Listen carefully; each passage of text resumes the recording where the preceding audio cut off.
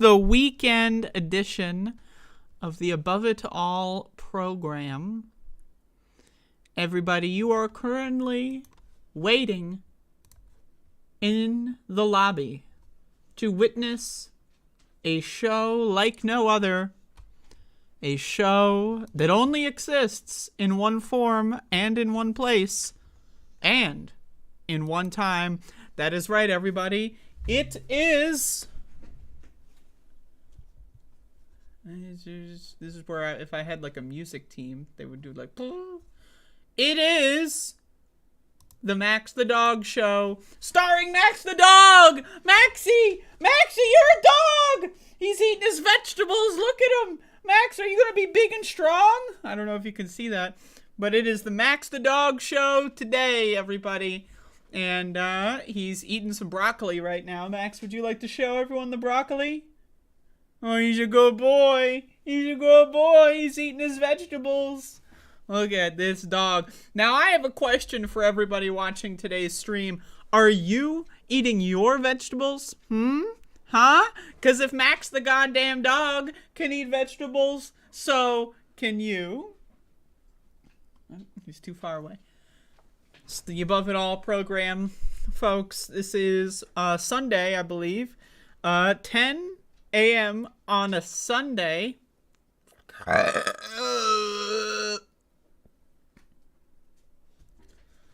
10 a.m. on a Sunday, March 5th. Look at this goddamn angel. Angel from the heavens. Tommy is a good name for a cat, Doug.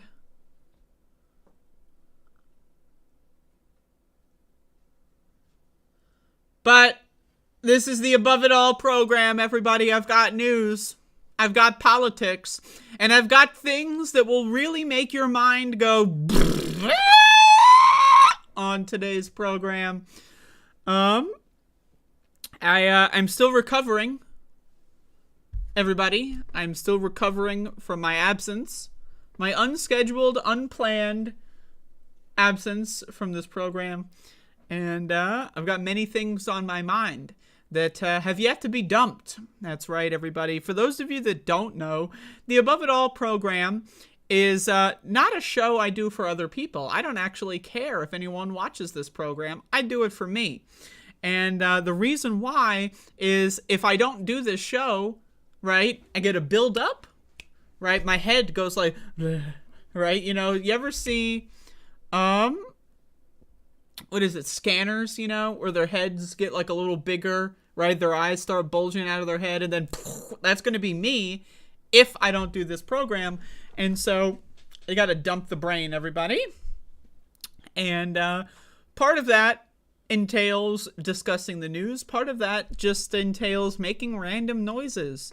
You know, what if I want to make random noises and just make people feel like they wasted their time this morning? I will. Exhibit A. Right? So I could just keep doing that, and you would watch, as it is apparent to me over the last couple of days, Thursday and Friday, that people will watch just about anything that I do. And so what do I do with this power? Do I drive everyone away to protect their sanity? Or do I go even deeper into the depths of whatever the fuck is going on here? I don't know. So hopefully you stick around while I bide my time and wait and decide what I'm going to do later, because I'm not good at making choices. So I'm just going to keep doing this show as it is for a while, and then eventually I'm going to, you know, I'm going to go to level 7. Is it level 6 right now? I don't know. Could be level 2 right now, but I'm going to go to level 7 at some point this year. So anyway, this is the show. On this show, we talk about news. At least I try to. I try to keep people informed. Sometimes it doesn't go well when I try to keep people informed, right? So, you know, whatever. But we are going to talk about news. I want to start today's program by talking about President Joe Biden. He is president. He is Joe. and he is Biden. But he's not Joe Biden. He's not Joe Biden 3. He is Joe Biden 2. The kind of broken, didn't capture the spirit of the first one. And, but the third one, there's a freak accident with the third Joe Biden. That one was working out pretty well. And then, unfortunately, something occurred. And so we had to dust off the second Joe Biden. It's better than no Biden. Well, at least that's what we were being told in 2020. But Joe Biden is, I don't know, man. Like, this headline here is just like, it blows my mind that we're still doing this fucking shit. But I saw this headline and I just wanted to talk about the subject. So this is from NBC. Biden bucks the liberals and tells Democrats to get tough on crime. Now, I just want to say this much. Have you ever seen an administration that's softer on crime than Joe Biden's? Let's be honest. Right? Tripled police funding. What is the largest criminal organization in the United States? Police. He gave them more money. Does anyone remember January 6th, the insurrection at the Capitol? Yeah, Joe Biden installed an attorney general that prosecuted nobody. The architects of January 6th, where are they? They're in the gone zone. Who the fuck knows where they are? Oh, I know where they are. They're on national television every day, parading around other insane conspiracies. Have you seen any president who is softer on crime? What is one of the largest criminal syndicates in the United States, aside from police? Wait for it. Border Patrol, right? And he's given them more money. Giving more money to criminals to commit crimes against everyday regular people. And letting the giant architects of the insurrection get away with it all scot-free. And this is the guy who's going to tell us that we're too soft on crime. You ever just wonder how we got to this world? Right? I'm going to do a grand analysis here of the English language. Right? Where did we get and how did we get to a position where we have phrases like someone can say tough on crime at the same time as they're letting all the bad guys go because they're rich and famous, right? But they're tough on crime. It's like Donald Trump telling us that he's tough on crime. The motherfucker he was elected, quote unquote, and installed criminals in his executive branch. Rick Perry, criminal. Steve Mnuchin, criminal. Linda McMahon, criminal. Betsy DeVos, criminal. Mike Pompeo, criminal. Right? These are criminals that he elevated to the executive branch. Bill Barr, another criminal. But he can say tough on crime. And Joe Biden can do the same thing. Why is that, though? Well, because there is no actual definition of either tough or soft. These words have no definition. And also, crime has no definition. None of these words are defined. Right? You ask a different person, you ask 100 different people what crime is, you'll get 100 different answers. Why? Because we don't live in a world where words have definitions, right? I see the word crime, and I think, well, what is the largest criminal syndicate in the United States? Police. Who inflicts more violence on everyday Americans than police? I ask you that. Who gets more funding to inflict violence on everyday Americans than police? I ask you that question, right? This isn't the 1970s anymore. The mafias, they're kind of not that powerful anymore. It's the cops that are the largest gangs in this country, and they make it known every time they pull people over, right? So, but again, I guess because we live in a stupid fucking La La Land, Twilight Zone, upside down world, for whatever reason, the cops are considered lawful. And right now, this brings back into the element, what is crime? Well, crime hinges on the definition of law. What is the law? The law says it's illegal to kill another person unless it's self-defense. But what is self-defense? Is self-defense you pulled someone over and they took out their wallet to give you their license and registration, and then you shot and killed them? Is that self-defense? Well, if you live in the United States of America, anything is self-defense as long as you're a cop, right?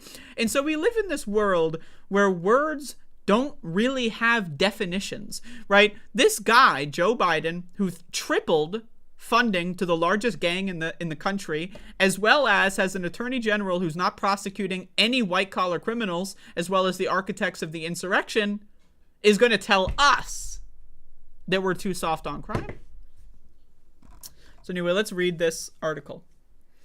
President Joe Biden's decision Thursday on a local crime law sends a national message to fellow Democrats about how he believes they should address Republican criticisms of the nation's rising crime rates. Now, again,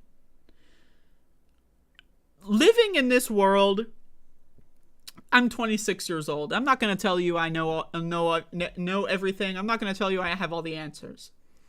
But what I'm going to tell you is that there are people that have a lot of the answers. Crime is a solved problem. We solved the problem of crime decades ago in the theoretical sense. What do I mean by that? Well, we have studies that have shown that most, if not a significant percentage, we're talking about 90+% of crimes, right, are crimes of despair. People engaging in criminal activity as a way to make money, to pay medical bills, for example. People who at a young age were disadvantaged because their parents had to work 2 or 3 jobs each and they were never really home to raise them, so they got into a street gang just to have some sort of semblance of a family, right? Again, let's look at the history of organized crime in this country, right? One of the largest organized criminal syndicates in the country, besides police, have been the Italian mafias in this country. How did they get all their power? The government gave it to them by making alcohol illegal, right? Creating a black market where only criminals, so-called, can organize the trade and sale of alcohol, for example. That created the mafia. Without prohibition, there would be no mafia. It would just be a bunch of, losers wearing funny hats and trying to be cool, but they're not because no one respects them. Then the United States government said, let's create the mafia. Let's have some fun, right? So, again, the laws create crimes. There would be no crime if there was no law. Now, again, do we need law? Sure. But we don't live in a country that has law. Have you ever heard of the phrase law and order? Doesn't exist. There is no law and order. Look at Donald Trump. He breaks the law every Tuesday. He's not in jail. How is that possible? Because the law doesn't matter. The law doesn't fucking matter. There is no relevance whatsoever when it comes to the law. Money and power are the only things that matter, right? So when we have people like Joe Biden who created the crime bill, which, by the way, created more crime. So the crime bill was not a bill that was, ostensibly, it was a bill that was around the idea that we need to stop crime, but all it did was create crime. Why? By criminalizing more things heavily so that they would be more likely to be controlled by more criminal organizations that are more ruthless and less safe for everyone involved. I know I'm ranting and raving here, but bear the fuck with me, right? This idea that we live in some world that's overrun by like Ted Bundys and Mansons and fucking, all the other guys, right? It's just false. It's not real. Most crimes are crimes of despair. And despair is often solved by what? Giving people money, right? If you give everyone a solid safety net so that, let's say they lose their job because their mom has cancer and they needed to take an off day to go visit their mom because they thought that their mom was going to die, and then they get fired. And then, well, they lose their job, their mom's dead, and they're fucked up. And there's no such thing as mental health care in this country, so they get more and more fucked up, and then over time, maybe they decide to rob a liquor store, right? Who knows? Right, again, most crimes fall into that category. But there are real crimes, right? Such as theft, right? So, like, for example, when someone, let's say someone creates an organization where they essentially brainwash a bunch of people by lying to them and coercing them and withholding information that, let's say you work for me and I'll pay you what you're worth, And then they don't actually pay you what you're worth.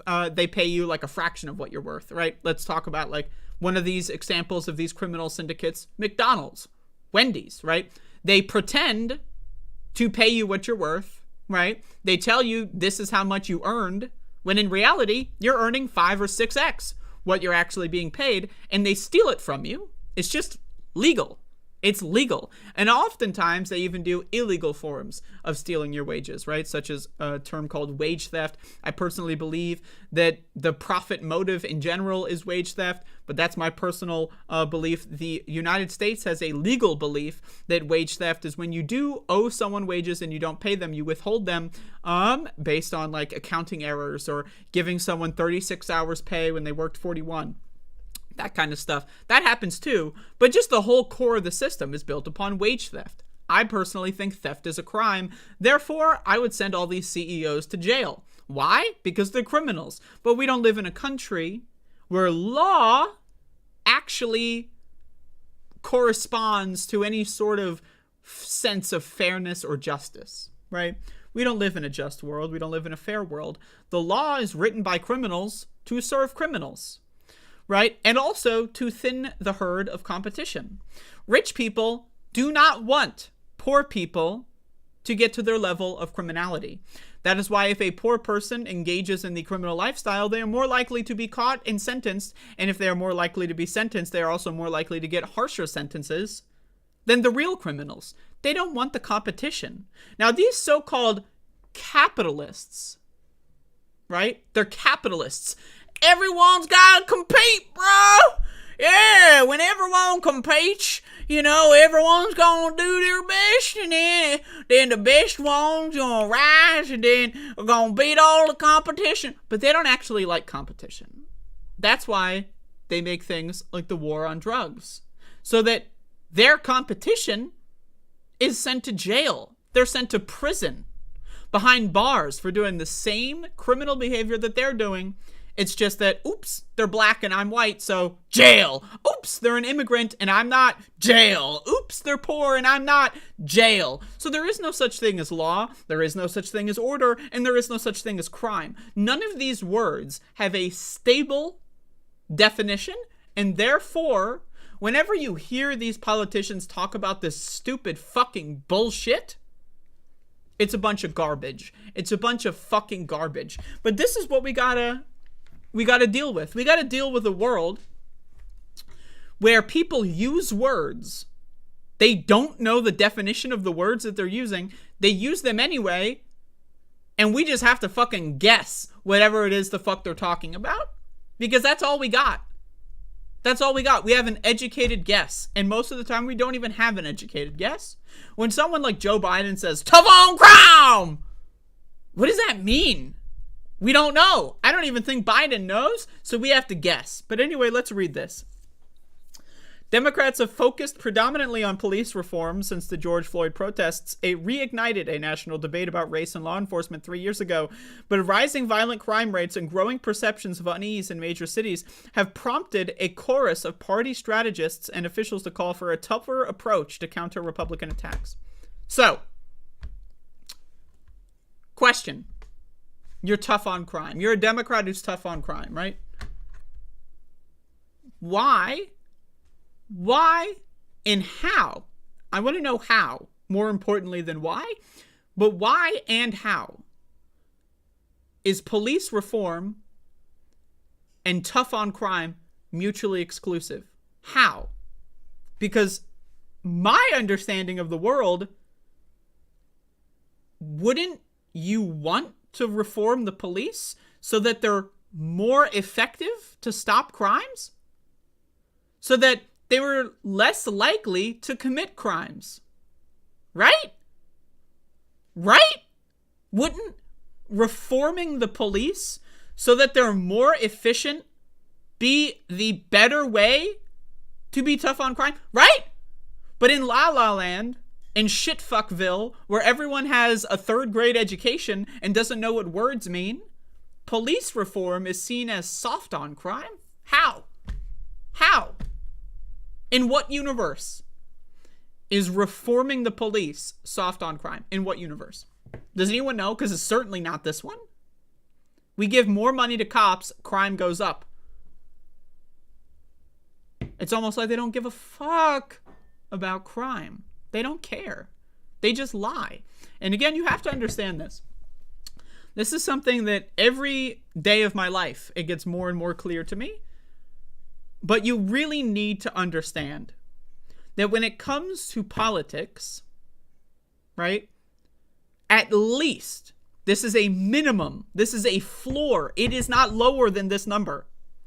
When it comes to politics, at least 90% of Americans dumber than dog shit. At least. Now, my personal opinion, the number probably ranges somewhere from 97 to 98% of Americans are dumber than dog shit when it comes to politics. But I'm willing to be fair, and I'm willing to say, right, that at least 90%, I feel like that is fair. If you can come up with another number, I would love to see it, right? Let's look at this country, right? About 20 to 30% are Republicans, dumber than dog shit. About 30 to 40% are Democrats, dumber than dog shit. These so-called independents, right, also really fucking dumb. And people that just don't vote, pretty fucking stupid, right? I'm willing to say 90% is the minimum. Now, again, my opinion, 97, 98% is probably more accurate, but it's hard to find, like, you get a precise number there. So when we live in a world where most, if not, like, if you go to the grocery store, there's a good chance that 10 out of 10 of the people in line in front of you are dumber than dog shit when it comes to politics. So when we live in this world where 9 or 10 out of 10 people in any given scenario are fucking stupid and don't understand basic motherfucking English, right? Then everything falls into place. All of a sudden, Joe Biden and Donald Trump being the top presidential candidates for their respective parties when no one likes them, all of a sudden it makes sense. Because the people that live in this country are brain dead motherfucking morons. That's why we live in a world where someone can say police reform is soft on crime.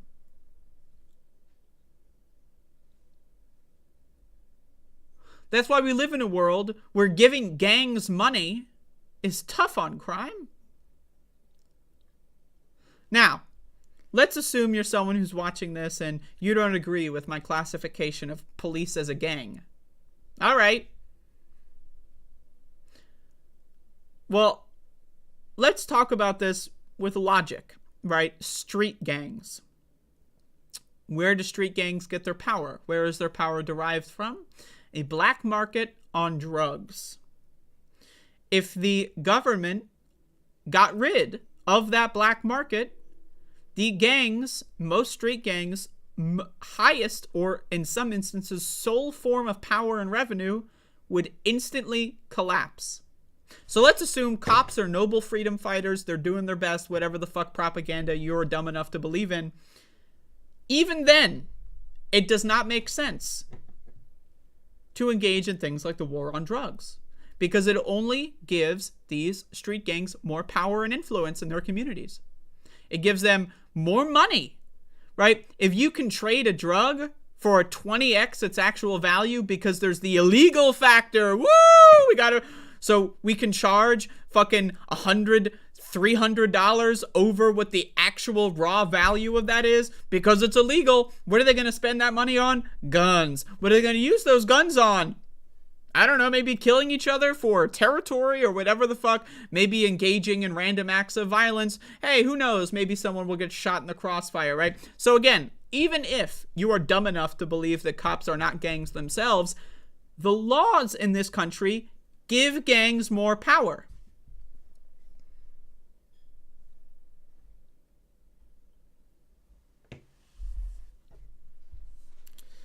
So anyway, let's keep reading. Biden, who has a history of pushing for stauncher crime laws, again, soft on crime. Every U.S. president we have ever had has been soft on crime. Why? Because they've given more money to police, and police are criminals. Sorry, not sorry. Has tried to straddle the Democratic divide, but was forced this week to choose sides, blah, blah, blah. Quote. I don't give a shit what Liz Smith has to say. Fuck them. Anyway, you could. I already said anything. All this is just tertiary details for something that doesn't matter. But again, I don't know. Agree, disagree. Let me know what you think. But we live in La La Land right now. I understand. I don't want to be one of those grammar Nazis, right? Who says, well, actually, you forgot your apostrophe, so therefore... No, I don't want to be that kind of person, right?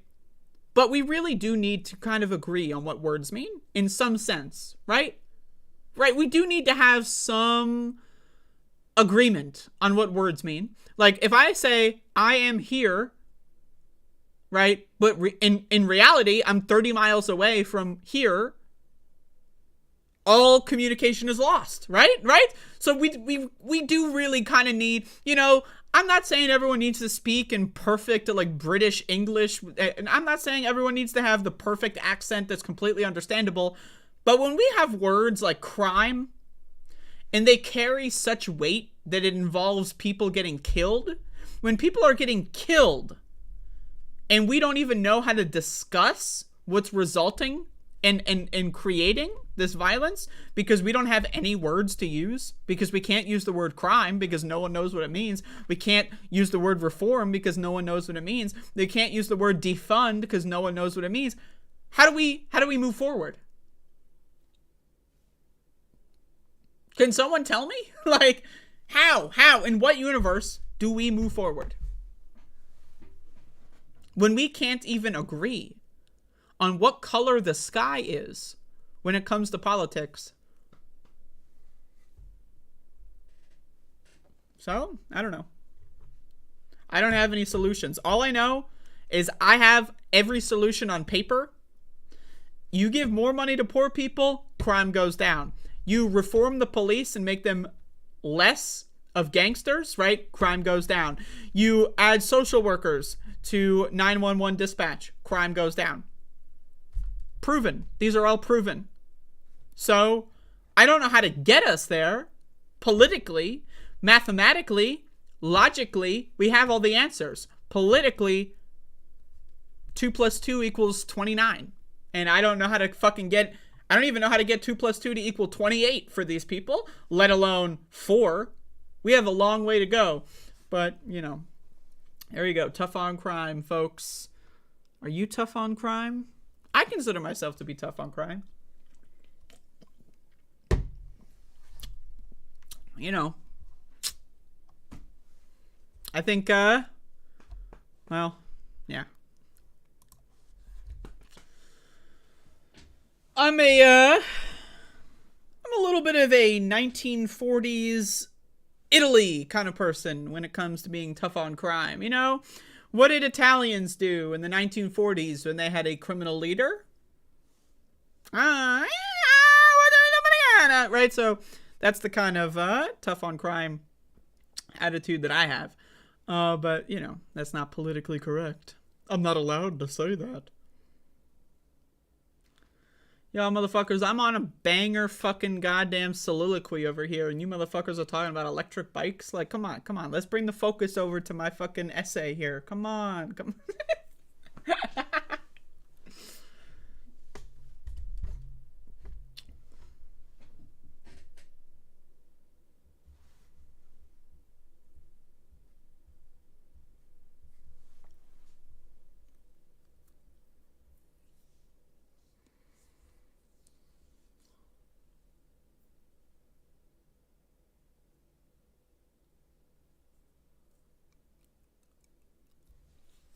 It's the awkward silence portion of the program.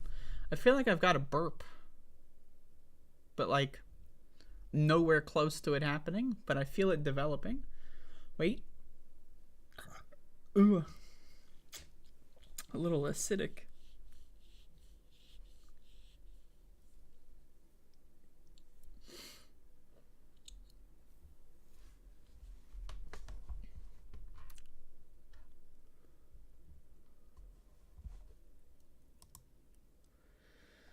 All right, everybody.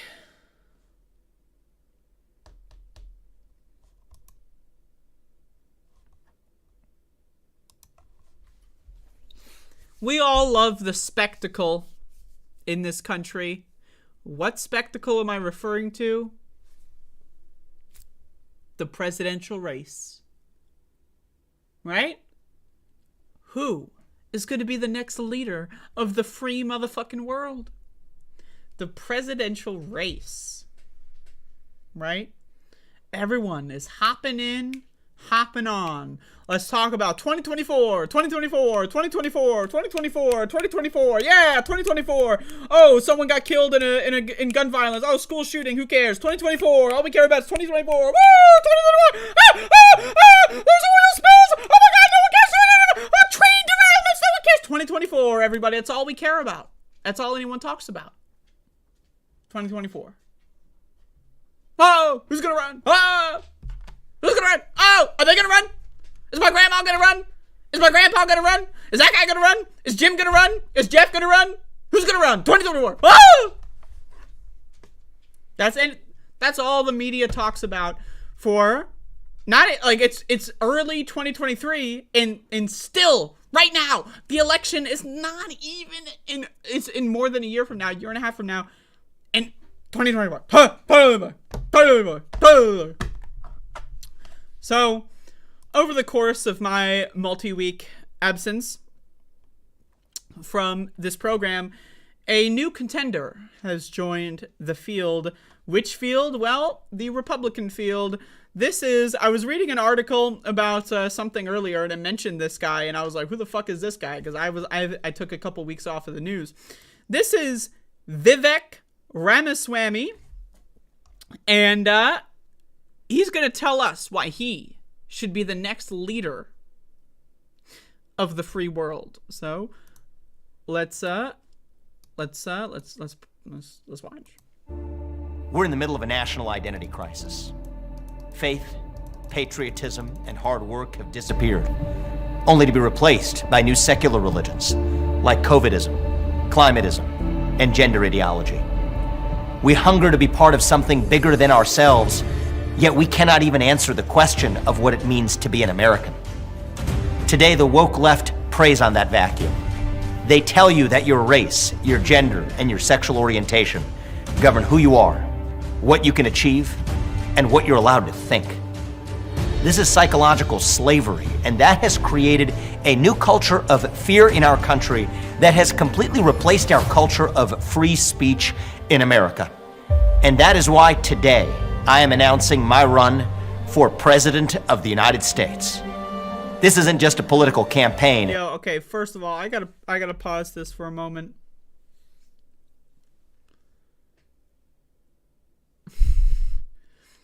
This is like, I know there's a lot to unpack. We're not even a minute in, okay? Author of Woke Inc. Inside Corporate America's Social Justice Scam. That's pretty funny. I mean, that's a title of a book that, like, I could totally see, like, a communist writing that or an anarchist writing that. Like, Woke Inc., how corporations pretend to be social justice heroes when in reality they're worse than you can imagine, right? So that's pretty funny. But anyway, secular religions such as COVIDism, climatism, and gender ideology, not ideology, but ideology, right? I don't know. But what does that mean? Like, what is the religion here? Right? And then also, there's like a little bit of like a low-key kind of like acknowledgement, right? Like, if believing in climate change, right, is a religion because it's not real or whatever the fuck they want to pretend, but you call it a religion, right? Doesn't that, like, you claim it's not real, they believe in something that's not real, and then they're calling it a religion, right? Doesn't that kind of imply that maybe Jesus isn't real? I mean, hey, I would never say such a thing, right? Personally, I'm a proud Christian, proud American here. Love Jesus. I pray to Jesus every day. But I certainly wouldn't make fun of people's out there beliefs by calling it a religion if I also myself believed in a religion, right?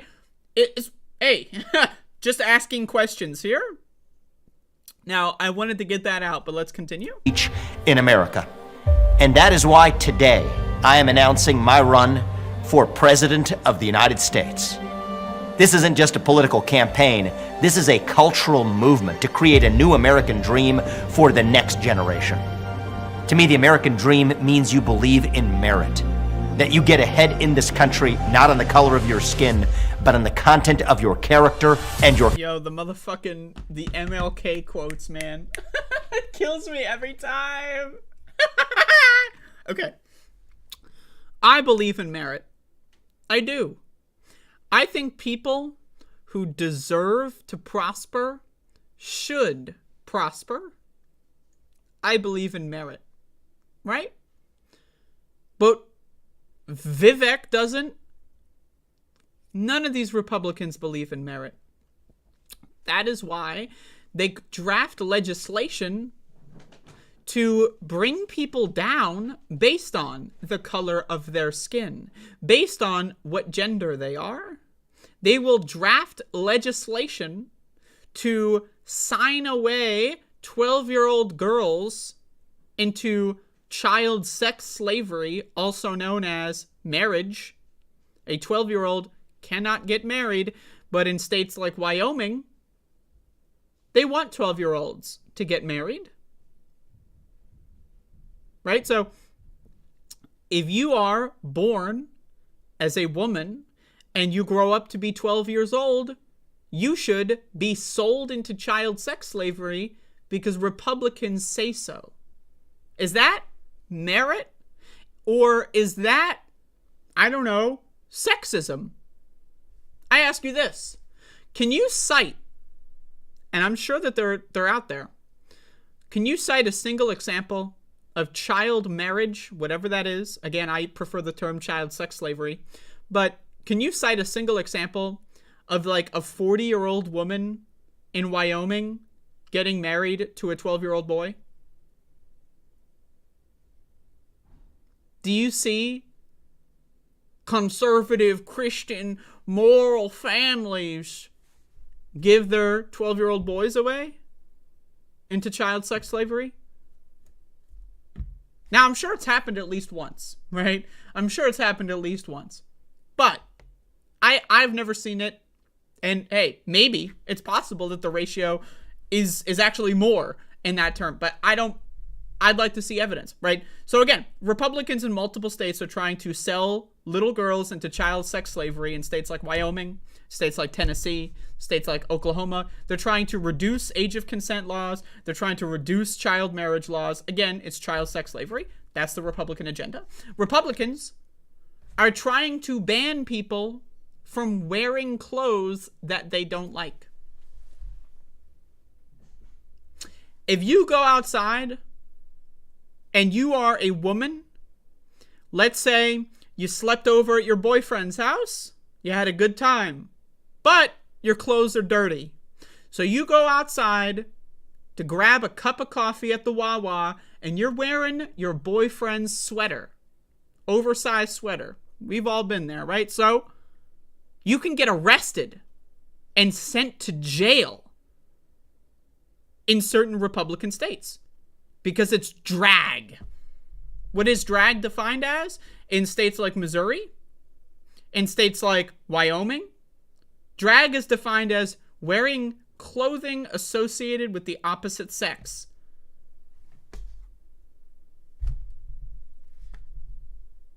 What?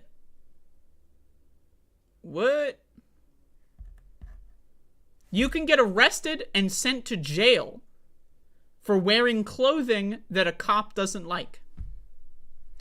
But that is merit in this guy's world, right? So again, I need you to understand this. Republicans, Republicans are the 1984 meme machine, right?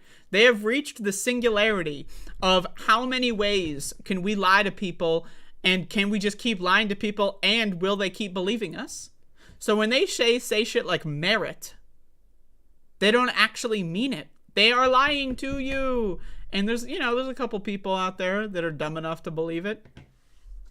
By the way, 14K views 11 days ago. I mean, you know, that's like numbers that I could get. You know, I've gotten like fucking 20K views in 2 weeks, right? So I'm just saying, like, interesting. But hey. Contributions. It means you believe the people who we elect to run the government are the ones who actually run the government. You know, unless they're Republicans, right? Does Vivek Ramaswamy, does he advocate to send Donald Trump to jail? Donald Trump broke the law while he was president. He profited off of foreign policy decisions.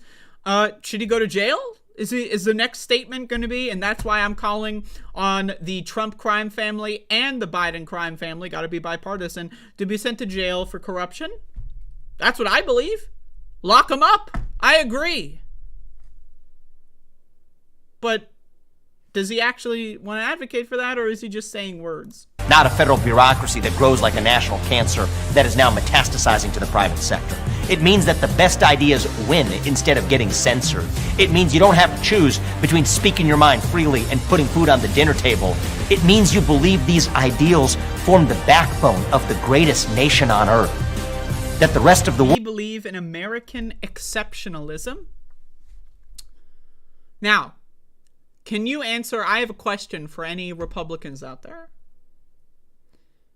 How, if you believe in a merit-based worldview, merit, what is merit?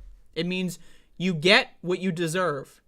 If you believe in a meritocracy, or at least that we should move into a merit-based worldview, how, I will ask you, can you simultaneously believe in American exceptionalism?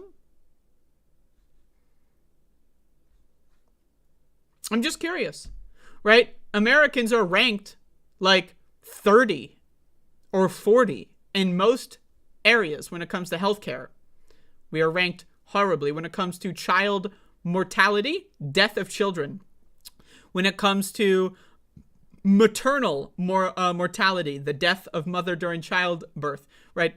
We live in one of the worst countries in the world for that kind of stuff. When we talk about, like, you know, debt, for example, we live in a very large debt slavery economy. So I ask you this question. How on earth, unless words don't have definitions, right? Unless we just all agree that we're just saying words just for fun, like we're speaking in tongues. Essentially, that's what this is, right? This is speaking in tongues. They're not actually speaking English. How can you say we are living in we want to live and we believe in merit, but also America's the best country in the world, even though statistically, evidentiary wise, we are not in everything? We're the worst on almost every metric, but we're the best, and also we believe in merit? Again, speaking in tongues. They're not actually, they're saying words, but it's like, imagine if I said the phrase, coffee, ping pong, loony ball. Those are words. They don't mean anything. They don't actually stitch to form a sentence that actually conveys an idea of any kind. They're words. They exist. It's essentially speaking in tongues. The world still looks up to as its example, not the Soviet Union in the last century, and not communist China in this one either. That is... Wait, what? Table. It means you believe these ideals form the backbone of the greatest nation on earth. That the rest of the world still looks up to as its example, not the Soviet Union in the last century, and not communist China in this one either. That... What? Okay, so we believe in merit, but also America should just be pinned at #1 because why not, right? But also people are looking to America for hope instead of Russia or China? What? Like, what does that even mean? Like, I don't even know what the fuck that means. Like, I'm serious. Like, America's #1 and Russia and China can suck my dick? Is that what he's trying to say? Like, I don't, like, what? Like, I'm just trying to understand, like... That is the new American dream. Wait, the new American dream is that we should be better than China? But also, we're already better than China? So, if you believe in these ideals, I think most of you do. I think most of you believe your neighbors do too, though you can't be sure because you don't feel free to talk about it anymore.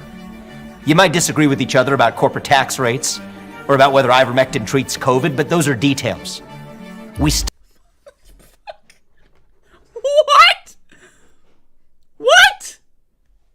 Whoa, what? He just throws that one in there. By the way, let's go out here. Biotech millionaire. I don't know what his biotech company is, but he works in the field of biological technology. And also, again, you cannot... I need you to understand. This is a firm belief that I have. Is that not everything is an opinion. Oh, it's just my opinion, bro. It's just my opinion, man. It's, well, you know, it's just my opinion.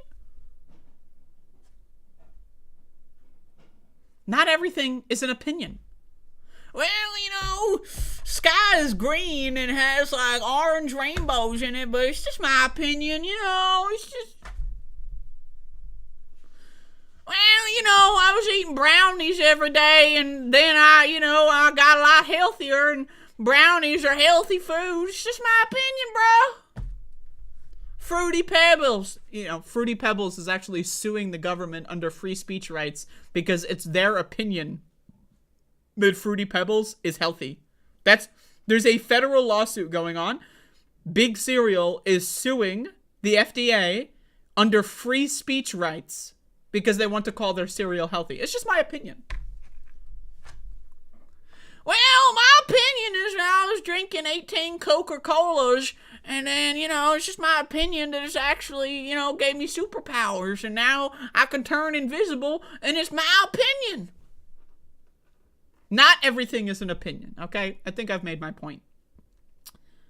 There is a correct form of corporate tax rates.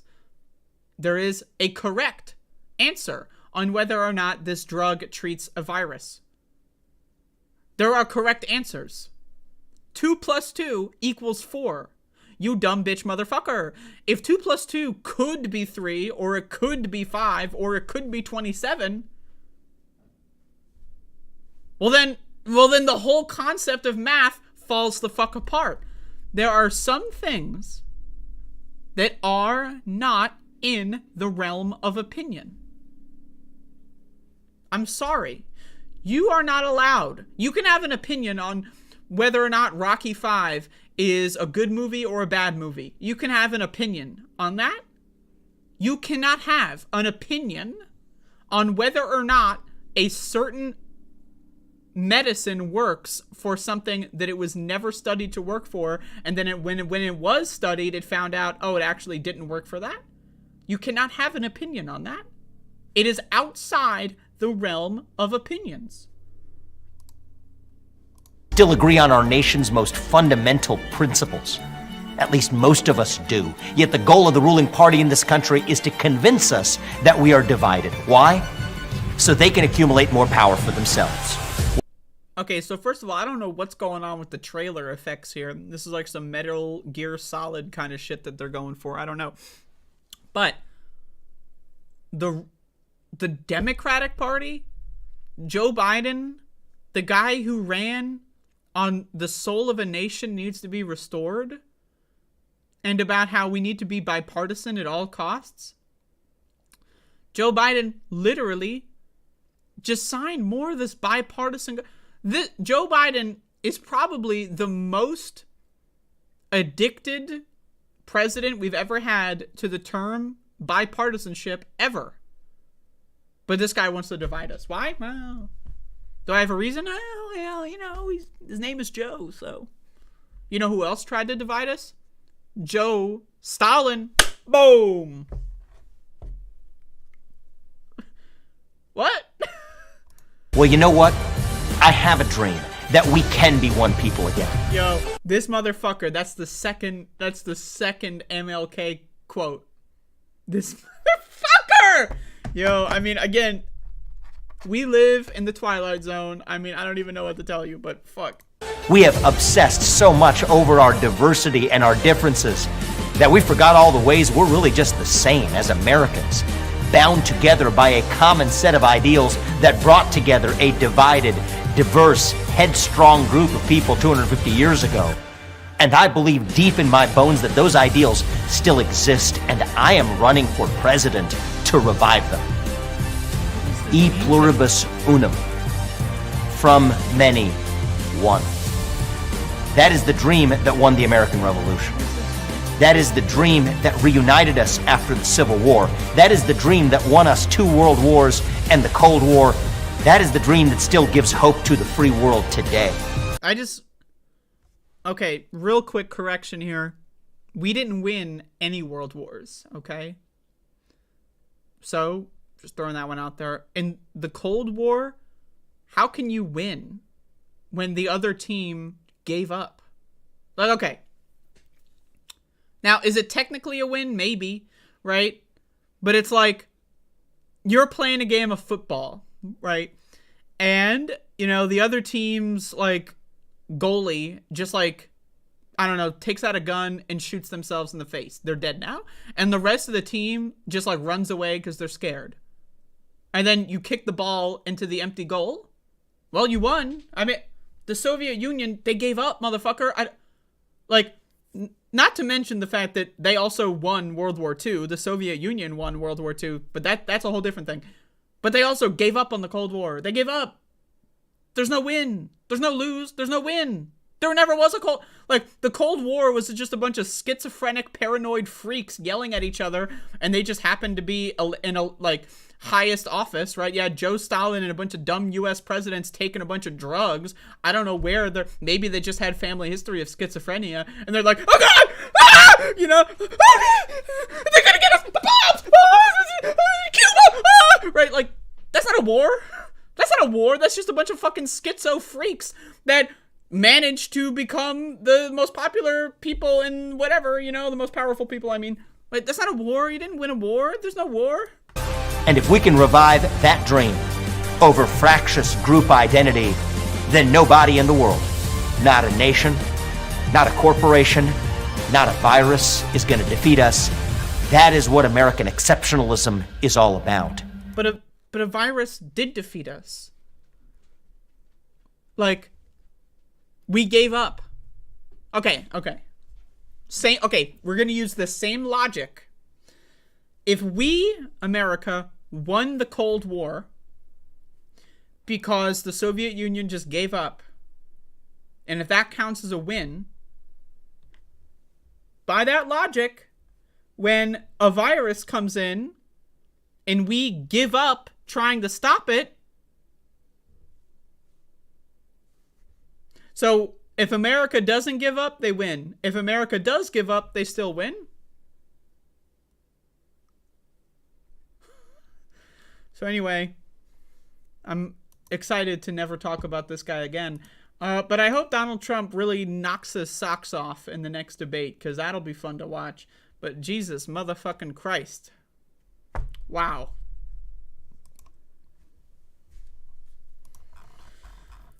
Mike K, $5 super chat. Good morning, comma, Andrea and everyone, exclamation point. Welcome to the program.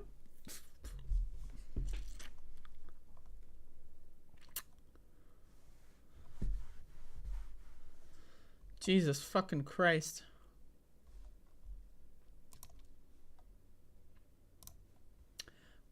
Everybody, we're talking about 2024 today, and I spent a moment talking about new Republicans, but that's not all we have in the news today, right? We're not talking about Nikki Haley or Vivek, whatever the fuck, or anyone else that's trying to run this fucking meatball, whatever.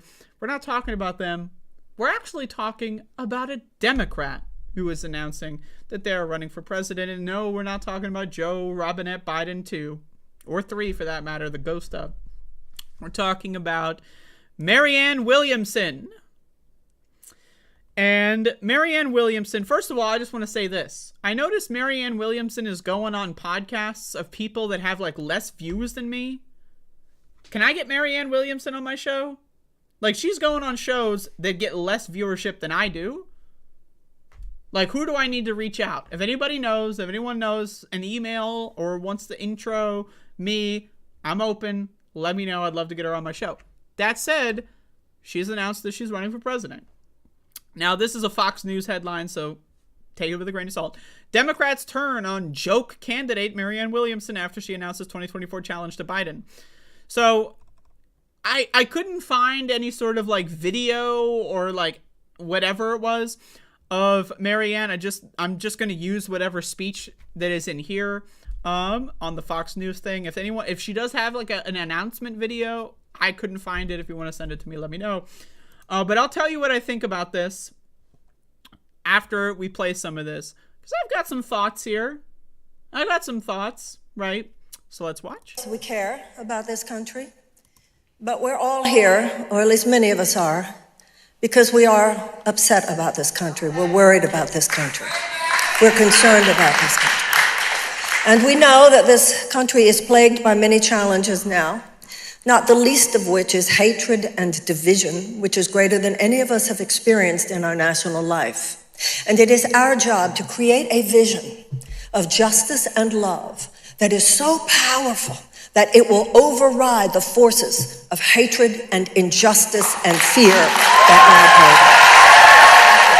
lie. It's time for us to look at the entire sweep of the American story, to understand better our past, that we might better understand where we are now.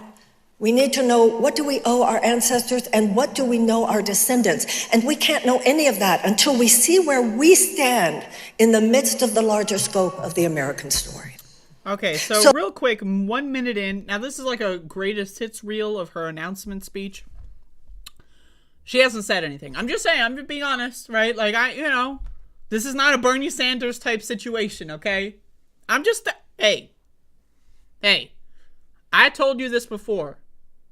I will vote for whoever is not Joe Biden and has the best chance of winning against Joe Biden.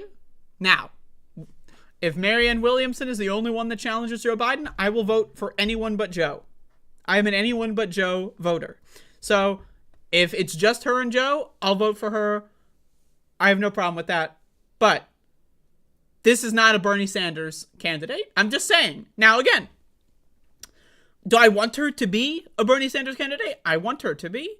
I want her to be a really good candidate. That is ideal for my goals. My goals are that Joe Biden is not the nominee in 2024. I would support and want to support anyone who is in alignment with those goals. That said, this is not a Bernie Sanders candidate.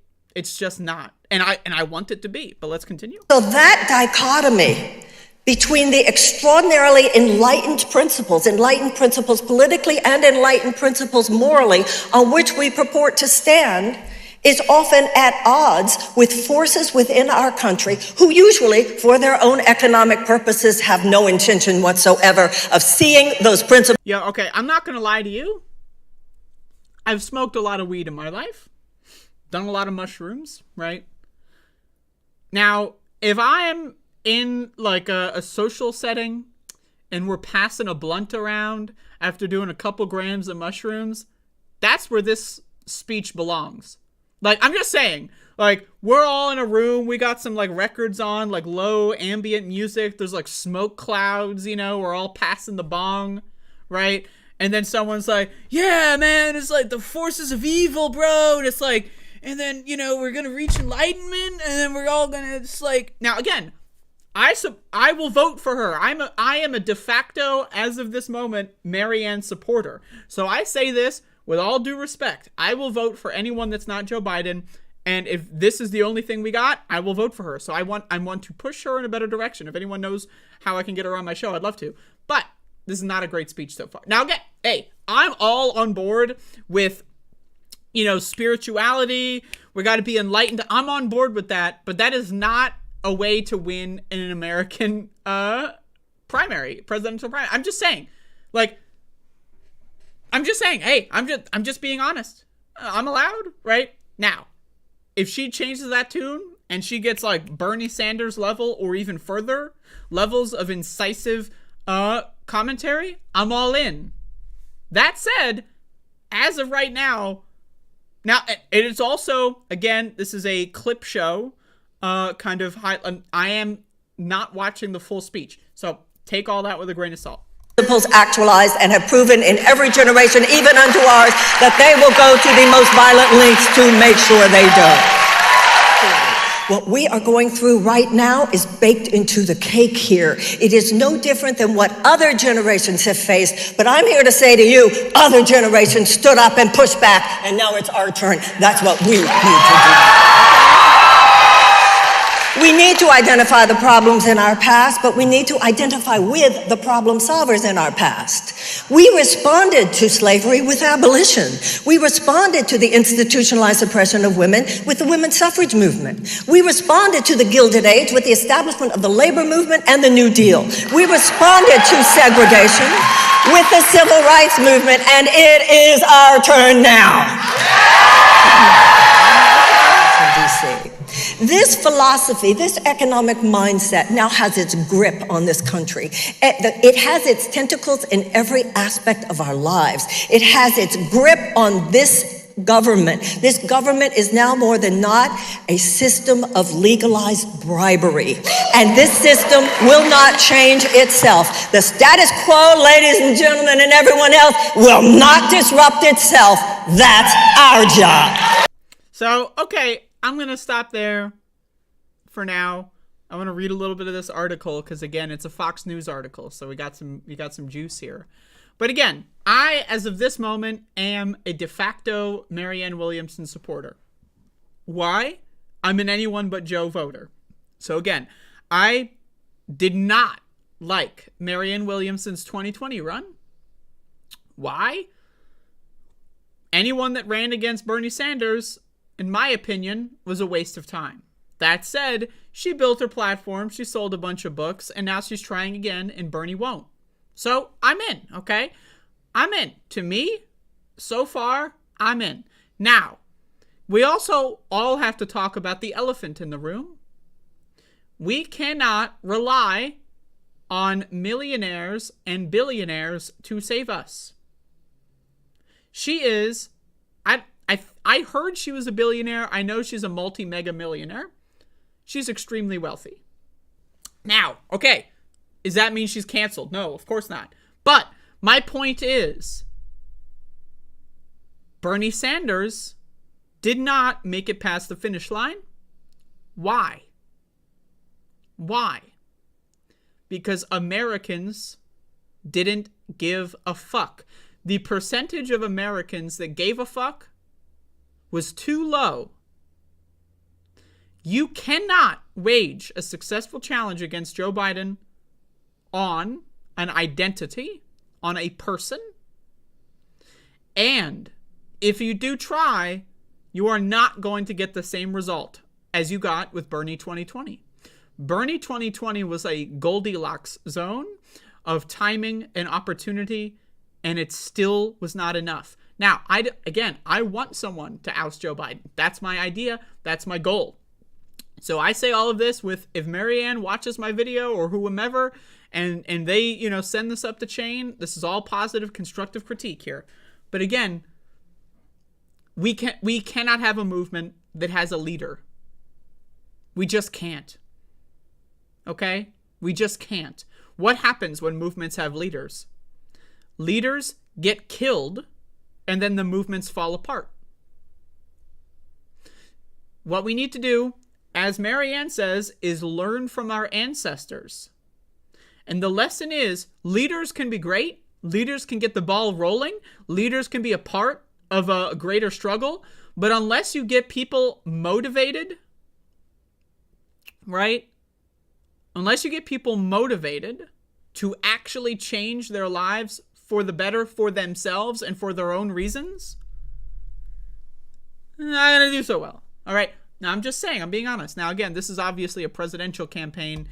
We're not talking about an anarchist, uprising or anything, right? So, there's obviously in a presidential campaign, you need to have a figurehead. But that's my point, is that the presidential campaign cannot create the movement. The movement has to create the presidential campaign. And that's what happened with Bernie 16 and Bernie 2020, right? Bernie 2016 happened, right? And that kind of created a movement that was, or at least it kind of spurred the movement that was already in existence and kind of unified them under a common front, right? From the moment Bernie Sanders dropped out to the moment he announced in 2020, people were moving their energy into the next Bernie Sanders run and to growing the movement overall, right? When Bernie 2020 dropped out, the movement, whatever movement you want to say the is in front of, right, whatever that is, gone. It's gone. The Bernie movement is gone. There is none. It's gone, right? From 2015 all the way to 2020, there was momentum in a unifying movement behind a certain presidential figure. And that was a subset of a larger progressive movement in this country. And it didn't work. And so my opinion is Marianne Williamson has a lot of work to do. Not only does she have to, at the very least, get back the Bernie 2020 energy, which I don't think she can. I don't even think it's possible, right? But again, I'm willing to engage in positive propaganda for anyone that's against Joe Biden. I'm not going to do it without my fair share of criticism. But again, I'll vote for Marianne if it's against Joe Biden and if there's no other superior candidate. If Bernie hops in, sorry, Marianne, you better drop out the moment Bernie hops in, if he hops in. That said, she's got a lot of work. And if she does do the work, I'll support her. I'm in. I'm all in on it. But again, Bernie 2020 failed. And we have to learn from that mistake, right? If Bernie could not get past the finish line, and it is an even more uphill battle to go against a sitting president, I ask you this. What is the proof or the evidence that Marianne Williamson is actually going to try and actually defeat an incumbent president in a Democratic primary instead of just using the opportunity to sell books and podcast appearances? I'm asking the question. I want to see her do well. I want to see her prosper. I want to see her do really well. But I will say, I'm not going to donate money to this campaign unless it proves that it's actually going to be doing something. And up until this point, if she announces today or yesterday, whenever it was, the day before, I don't know. If she's announcing now, I ask this question. Where was she last year? The year before?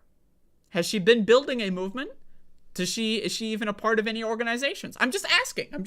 I want to know. And if Marianne were to come on my show, and the only reason I even throw that out there is a possibility, I've seen her go on podcasts of people that are smaller than me. So that's why I say that. I'm not, if she doesn't come on my show, I don't care, right? But these are the questions I would ask her. Where were you during 2021 and 2, right? And maybe she has good answers. I don't know, right? I have to look into that myself personally as well. But like, it's such an uphill battle that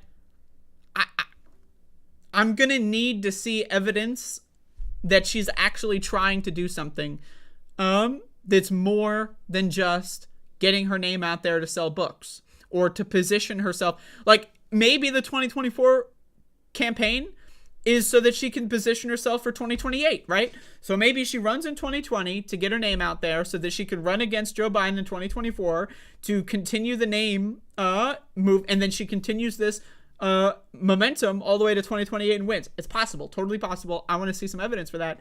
But let's check out this Fox News article. What the fuck? Okay, close. Spiritual advisor and best-selling self-help author Marianne Williamson is facing backlash from those within her own party after she announced over the weekend she would pose a political challenge to President Biden. Biden has yet to declare whether he will seek the presidency for a second term. Well, this is another thing. Marianne Williamson, hey, I know, we all know the tea leaves. Joe Biden hasn't even announced he's running yet. Like, it's technically speaking a 0-person race, right? Marianne jumps in. She is the only candidate.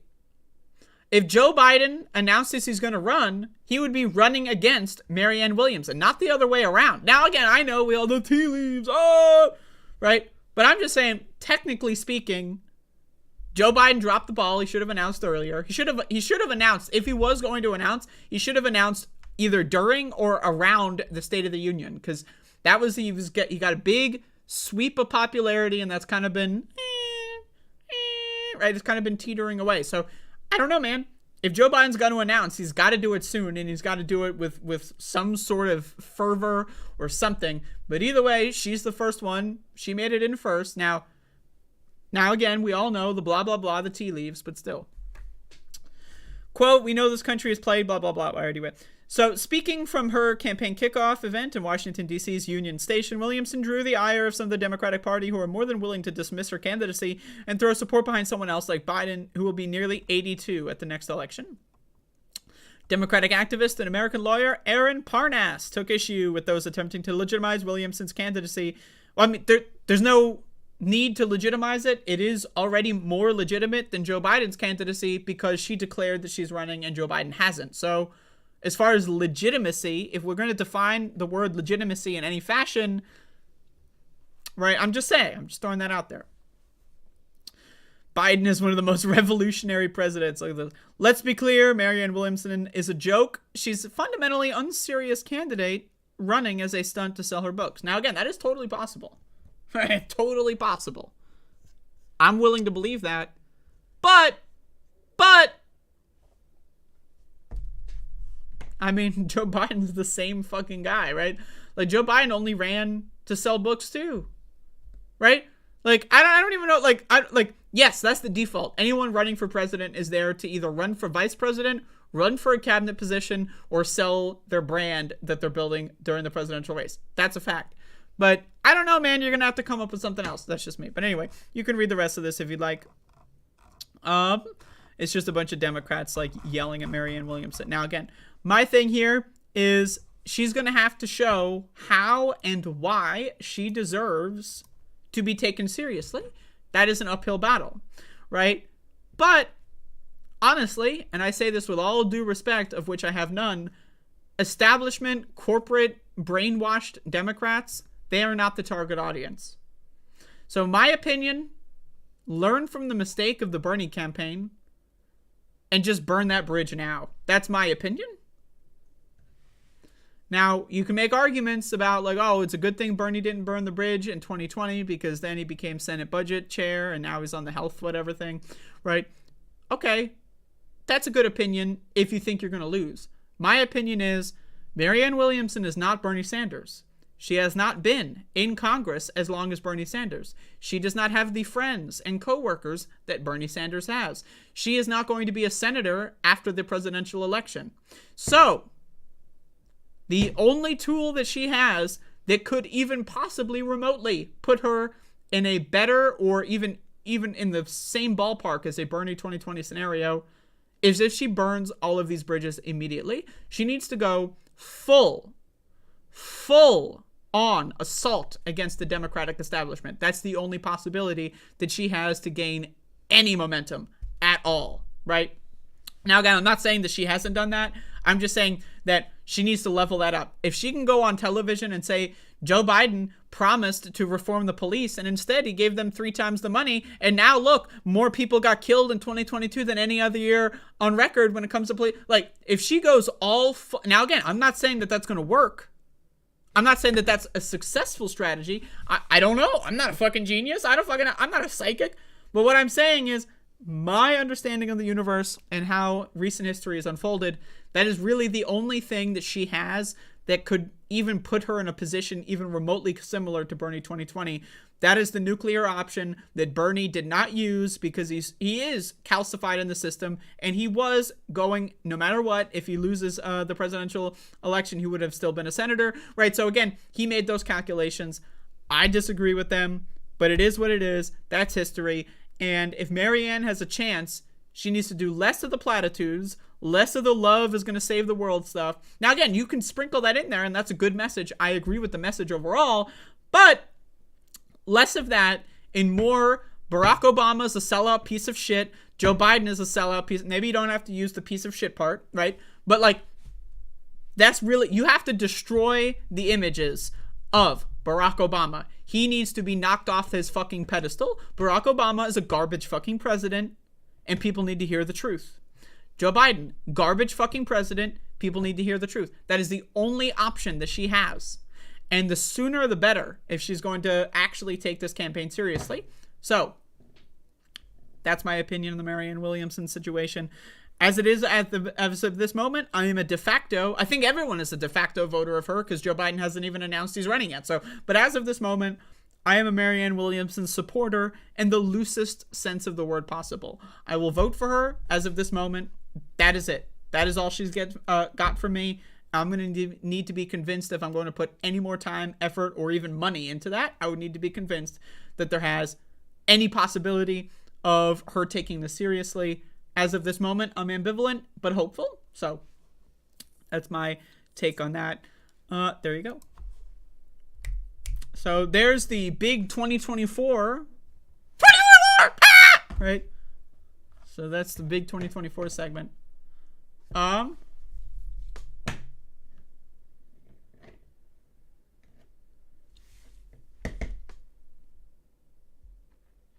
Someone said that Marianne only has $1 million. I think I was getting her confused with Oprah because she worked with Oprah. So, you know, there's that correction. Oprah, who is a billionaire, but either way, I know she's wealthy.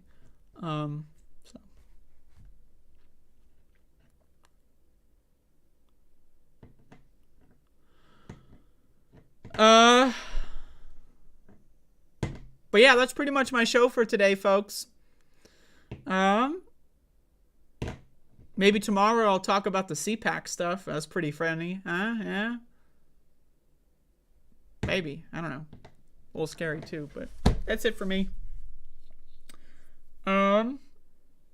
Everybody, I have been saying this for a long time, but I don't give a fuck about whether or not you like Doom or not. It's irrelevant to me. Subscribe to my Doom channel. I am already about halfway to being monetized. Subscribe. I don't give a fuck if you like the content. I don't give a fuck if you don't like the content. That is irrelevant to me. Completely and absolutely. Subscribe to the channel. I may also be streaming on twitch.tv today, so hit me up. Hit me up.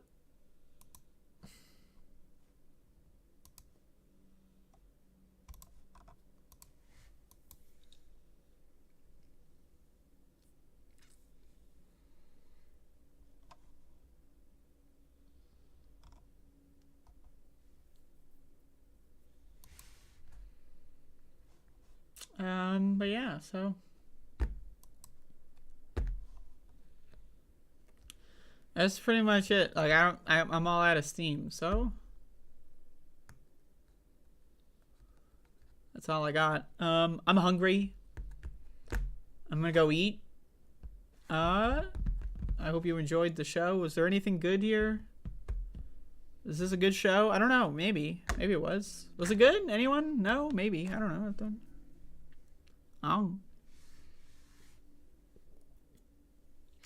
$2 from Mila. Game over. Is that a hippo ghost? What the fuck?